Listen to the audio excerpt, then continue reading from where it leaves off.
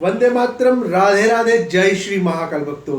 जीवन का सबसे बड़ा समस्या है आज के अंतर्गत आर्थिक आर्थिक अर्थात धन से रिलेटेड, धन से जुड़ी हुई समस्या सबको परेशान करती है, क्योंकि धन ही अभी जो पूजनीय है। धन हमें जीवन में ऐश्वर्य अभिवृद्धि लाता है, जीवन में सुख लाता है।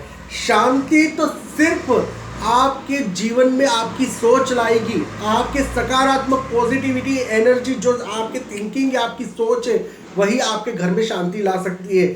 साइंस आपको तत्व प्रदर्शित कर सकता है, आपके सामने प्रमाणित कर सकता है कि यह चीज है, लेकिन सुख शांति तो आपका शास्त्र ही आपके घर में अवश्य लाएगा। अनुभव है तो ही कहता हूं आपके सामने, और जो करता हूं वही आपके सामने प्रेजेंटेशन करता हूं, आपके सामने प्रस्तुत करता हूं।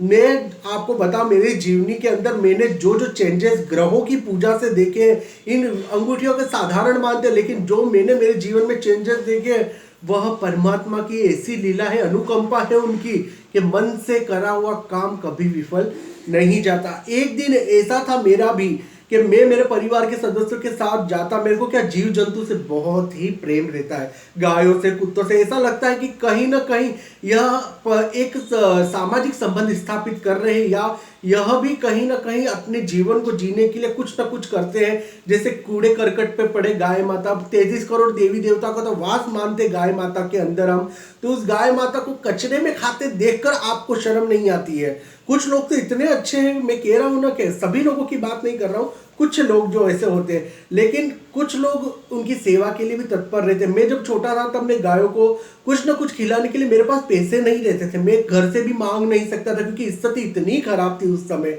लेकिन तो भी कुछ ना कुछ मेरे पास जो होता, मैं गाय को खिला देता, कुत्तों को खिला देता, इस तरह से करता था मैं।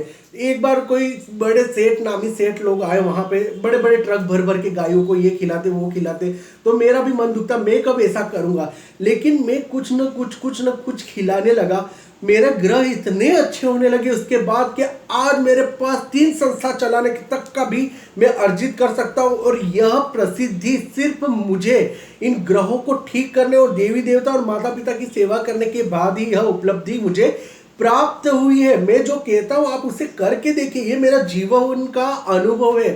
तुरंत चेंजेस होगा। करना क्या है, आपको जीवन को सही रास्ते पे लाने के लिए, धन कमाने के लिए, अच्छा धन कमाइए। तो आपको मैं छोटे छोटे उपाय बताने जा रहा हूं। अगर आपको इनकम से रिलेटेड प्रॉब्लम आती है, इश्यू आती है, तो आप सबसे पहले अपनी कुंडली का एनालाइज करके आप अपनी छोटी अंगुली में बुध का नंग पहनिए। पहले कुंडली विश्लेषण कराइए, फिर उसके बाद पहनना, क्योंकि किसी किसी के बुध नहीं होता, कुछ दूसरे ग्रह पीड़ित होते, तो भी धन का मार्ग रुक जाता है। लेकिन आप एनालाइज कुंडली का जरूर कीजिएगा। दूसरी बात, गाय को जितना हो सके हरा चारा खिलाइए, हरी सब्जियां खिलाइए। दिन में 10-20 रुपए, 500-1000 रुपए अपने आप चीजों के अंदर व्यर्थ कर ले, तो 10-20 रुपए की सब्जी लाके गाय को खिलाने में आपका कितना समय जाएगा? सही कह रहा हूं। आप कुछ लोग नशा करते, ये करते, उसमें से 20 रुपए भी निकाल के गाय को खिलाओ, बहुत धर्म है। वो 33 करोड़ देवी देवता, गाय एक ऐसी जानवर है, आपको मैं बता रहा हूं, गाय ही एक ऐसी जानवर है, ऑक्सीजन लेती है और ऑक्सीजन छोड़ती है। उसके जितनी भी चीजें हैं, उनका मूत्र है, उसके जो कंडे बनते हैं, उनके उपले बनते हैं, उन सभी चीजों के अंदर ऑक्सीजन रहती है। आपको पता है ना, यज्ञ में भी गाय के उपलों की पूजा की जाती है। गौमूत्र बहुत ही पवित्र होता है। यह तो साइंस में भी माना गया है कि ऑक्सीजन एक देवतुल्य वृक्ष है, जिसका नाम पीपल, हम जो इसे पीपल देव के नाम से जानते हैं, पीपल भी एक ऐसा ही पेड़ है, ऑक्सीजन ग्रहण करता है और हमें ऑक्सीजन ही छोड़ता है। बाकी सब पेड़ तुल्य है, सभी कार्बन डाई CO2 को, कार्बन डाइऑक्साइड ने यह ग्रहण करके ऑक्सीजन छोड़ते हैं, लेकिन पीपल है जो ऑक्सीजन ही लेता है और ऑक्सीजन ही देता है। इसी तो देवतुल्य इन वृक्षों को माना गया है। आपको गाय को हरा चारा खिलाना है, हरा चारा, हरी सब्जी, हरी चीज जितनी हो सके आप बुधवार के दिन गाय के साथ खिला सकते हैं। दूसरी बात, अगर आपको बहुत ही कर्जा हो रहा है, जीवन के अंदर पैसा आने का नाम ही नहीं ले रहा, चारों तरफ से रास्ते बंद हो चुके, परिवार में चिड़चिड़ापन, झगड़ा, कलेश ये रहता है, तो आप एक छोटा सा काम और कर सकते हैं। 2 मुट्ठी मूंग की दाल, 2 मुट्ठी मूंग की दाल, पूरी दाल होती है ना जिसे हम अक्खी दाल बोलते हैं, मूंग की दाल को लीजिए और रात को मंगलवार के दिन उसे पानी में भिगो दीजिए रात को।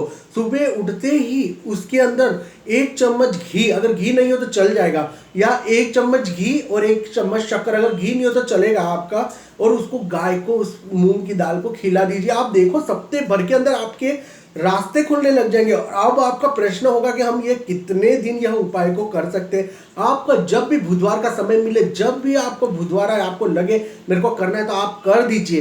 कोई नियम निर्धारित नहीं है क्या मैं 7 करूं, 5 करूं, 10 करूं, लेकिन एक चीज याद रखना कि संख्या निर्धारित कर सकते हैं हम क्योंकि 5वां घर हम बुध का मानते हैं कुंडली के अंदर। तो आप 5 बार तो करिए इस कार्य को, जिससे आपको रिजल्ट मिलेगा। यह आपका दूसरा कार्य हो गया मूंग की दाल का। अब तीसरा काम, कोई भी दिन पूनम आए या पूनम का एक गुरुवार और पूनम का संयोग बने, पूर्णिमा का दिन आए, उस दिन बरगद के पेड़ पे जाके आपको चंदन का तिलक करना है, या अपन बोल सकते हैं उसको अष्टागंध पाउडर का तिलक कर कर आप उसके जड़ पे 1 लीटर जल चढ़ाए, और जहां जल चढ़ा रहे तो उसके ऊपर साइड से, क्या वड के ऊपर से जड़ निकलती है, ऊपर से जड़ निकलना अर्थात ये तो बहुत ही सौभाग्य कि सभी पेड़ों की तो नीचे से जड़ निकलती है, वड की ऊपर से क्यों निकलती है? क्योंकि देवी देवता को उसको वरदान है कि इसकी पूजा करने वाले इंसान के बरगद और बरकत, इन दोनों का नाम भी सिमिलर है, काम भी सिमिलर। बरकत करेगा, उसकी जड़ को लाकर आप पीले कपड़े में बांधकर अपने घर के साउथ डायरेक्शन में रखिए। साउथ का डायरेक्शन में रखने की जगह नहीं है तो आप ईस्ट में भी रख सकते हैं, या मंदिर के स्थान पे भी रख सकते हैं। आप देखोगे 7 दिन के अंदर आपके रुके हुए रास्ते खुलने लग जाएंगे, काम होने लग जाएगा। इन कार्यों को कीजिए, जीवन में चेंजेस ही चेंजेस पाइए। छोटे छोटे उपाय कर सकते हैं तो करते क्यों नहीं, करिए। मेरे चैनल को सब्सक्राइब कीजिए, 5 जनों को तो इस वीडियो को शेयर जरूर कीजिए, ये नियम बनाइए, क्योंकि आपके कारण भी दूसरों का भला हो तो परमात्मा बहुत ही खुश होंगे। जय श्री महाकाल।